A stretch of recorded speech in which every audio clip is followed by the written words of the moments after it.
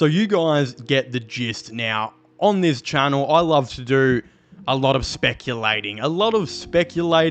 On things that will never happen. Whether this is, again, LeBron James returning back to my Cleveland Cavaliers.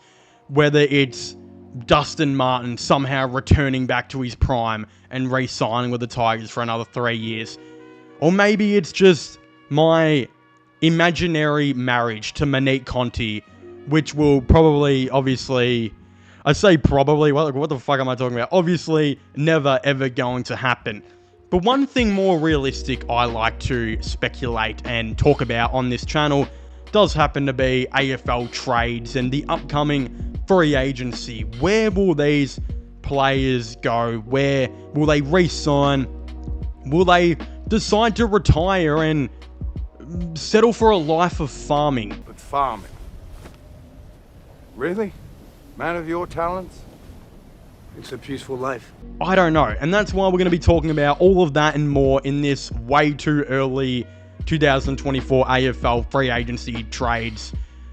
Whatever the fuck this long-ass Brazzers title is. I might as well just retitle this video, Rebel Redhead Gets Dominated by Big Fat Kid Making Online YouTube Videos, because that's what we really talk about on this channel.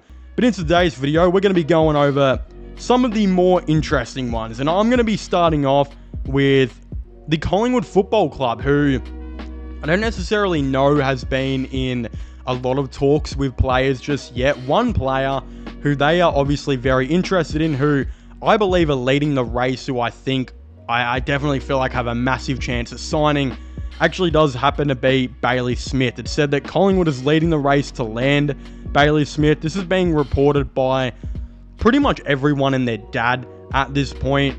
One other player I'd like to talk about real quick that I heard the Pies might be interested in, that was mentioned by, I believe, Sam McClure and the fuckwit with glasses on that stupid TikTok podcast show. I mean, shout out to them.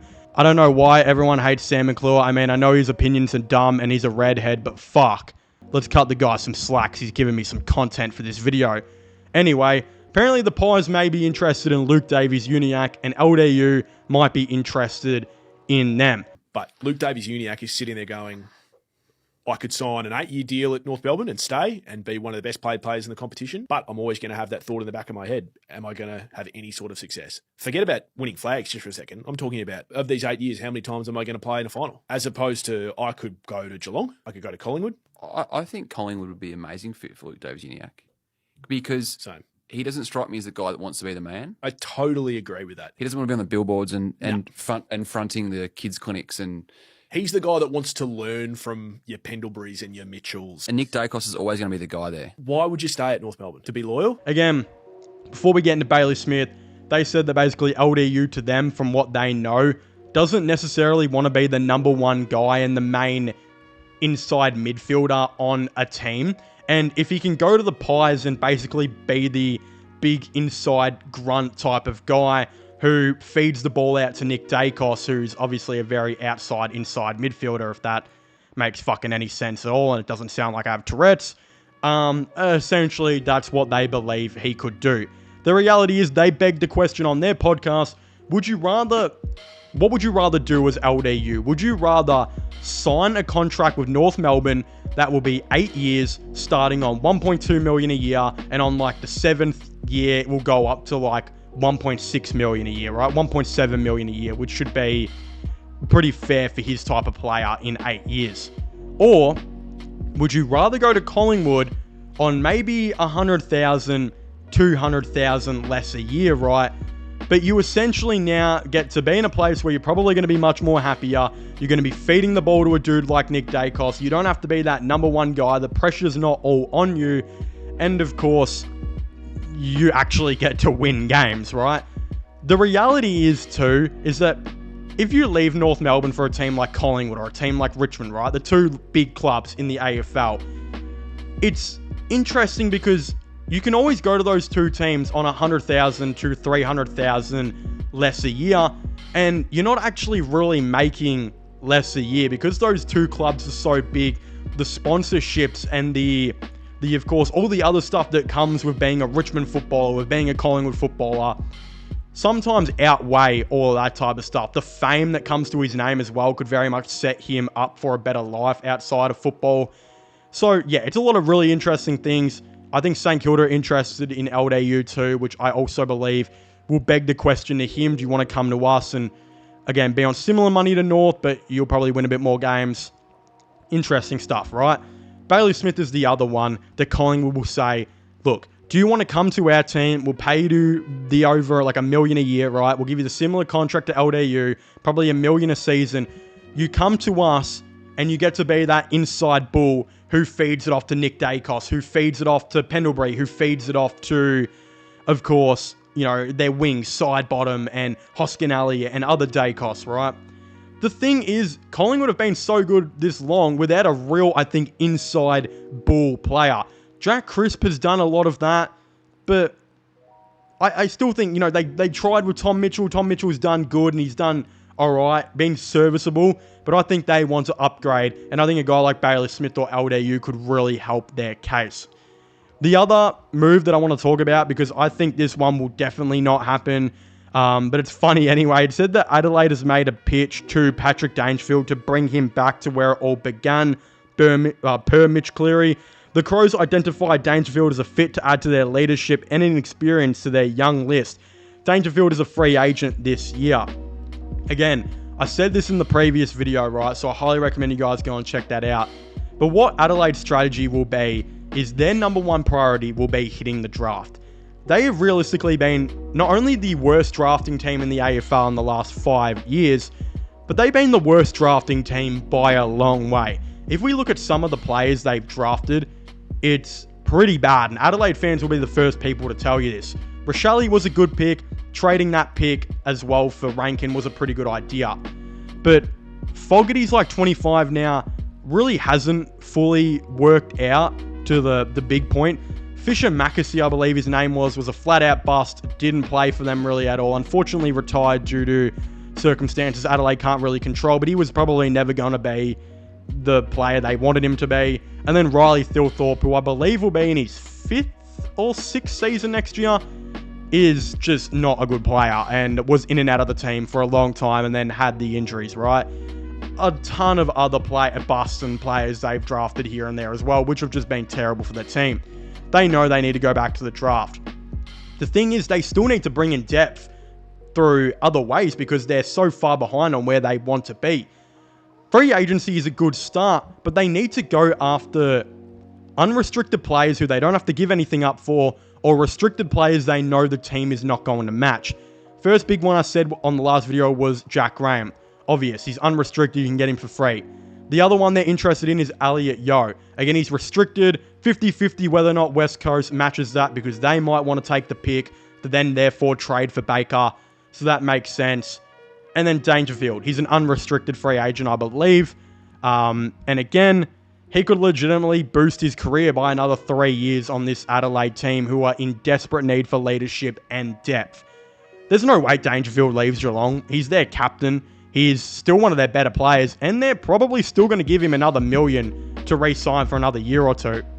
They're not really paying a ton of players like everyone thinks they are. And their midfield is so young and so good and so inexperienced, though, that a guy like Dangerfield is perfect for them. They're in like a similar boat to Adelaide, except they're actually good and they drafted well. So, the thing is, Adelaide, I would not focus on Dangerfield because there's no way he goes to your team. You must focus on Graham. He's 100% one you need to get. You can get him for free. Richmond will get a compo pick by the AFL. You need to bring him in, and I would target Yeo. Not that I think Yeo really helps their team a whole lot, but they need depth, and again, you need to do something, especially if you think this team is seriously a finals chance, which I don't think it is. But if they do, that's their opinion, and if they want to, they got to go and add depth. Reality is, as we saw, they're going to offer Elliot Yeo $1.3 million start off with. I don't know if West Coast match that. I think it's smarter for West Coast to let him go, get like pick 9 in return, and then trade that to Richmond for Liam Baker and a future third. That way, again, you're literally bringing in Liam Baker, who fits your team more. He's an outside player who can help Harley Reid, Jinby, and Cully more. And of course, you get another third round pick in return, and West Coast Eagles bringing a dude who's 5 to 6 years younger, who's not injury prone like Yo, and he obviously will be a future leader for them. So that makes sense. The other one, of course, we got here is Daniel Rioli.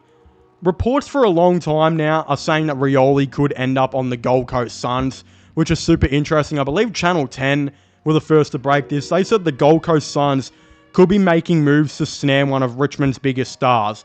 10 News first can confirm Daniel Rioli's recent trip to Queensland was more than just a holiday. That was, of course, during the bye, I believe, where he went up and was supposed to have a holiday, but as Channel 10 reported, I think they had someone who spotted him in meeting with Dimmer at the Suns. Again, I think Richmond need to do everything they need to do to keep Baker. They're obviously going to keep Bolton. I don't see Bolton leaving, but it's still a chance if he requests a trade. The one I think they can afford to lose and let go is Daniel Rioli. So Daniel Rioli, for a lot of reasons, may want to leave. First of all, he can get a deal at the Gold Coast Suns, which is far superior to Richmond's. He re-signed till the end of 2027 at the end of 2022, but he re-signed before all the CBA happened, so he's probably feeling pretty hard done by. He'd be on about 850k, probably 750k to 850k a year, when he could probably get $1 million a year at the Suns, especially with how contracts are all going up. Like Baker's going to be getting 1.1, McCluggage is going to be getting like 1.2 or whatever. I think he's already signed that. All of these deals, right? Rioli is one of the better halfbacks in the league. He was a near All-Australian last year and the year before that. Semi taking a step back this year, but you know damn well he's 28 years old, still in his prime. He will, on a team like Gold Coast, who are much more free-flowing footy than Richmond, yeah, it would be pretty crazy if he got there. He could get there on a lot more money. He gets to compete for a flag probably in the next couple of years, hopefully for them. He'd be playing under Dimmer. He fits their system so well. It's kind of a match made in heaven. Again, they've got a lot of halfbacks right now, but none of them are really big speed players who can break open the game. Rioli is that guy. And he can literally average you 16 to 22 disposals a game off that halfback. Would be absolutely crazy. In the 2022 Rioli, where he was dominating everyone, and in 2023 for half of it as well, I think he could do that for 2025 in the Suns. They'd probably have to give up, like, I've seen a mock trade that was, I think it was like pick 12 for Rioli. I think it's something that they have like that. That could get it done. The other one I saw was Richmond could offer them Rioli and all of their 3rd and 4th round picks for pick 12, pick 18, a future 3rd. The reason this would work for the Suns as well is with all those 3rds and 4ths, they can, of course, match the academy players that they're expected to take within the 15.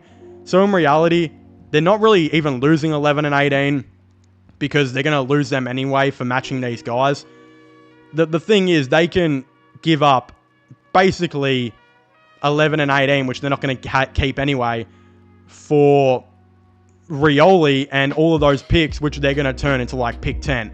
So you're pretty much maybe giving away 11 and 18 or 12 and 18, whatever it's going to be, for Rioli in pick 10 because of the academy player. Yeah, it's a phenomenal deal, and I think that trade would work really well for both teams.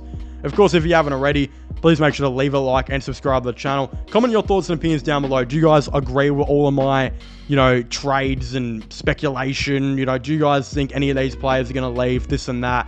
I'd very much like to know. Subscribe to my gaming channel and my IRL/vlogging channel. Links for them will be in the description down below. And I guess I'll see you guys next time. Goodbye.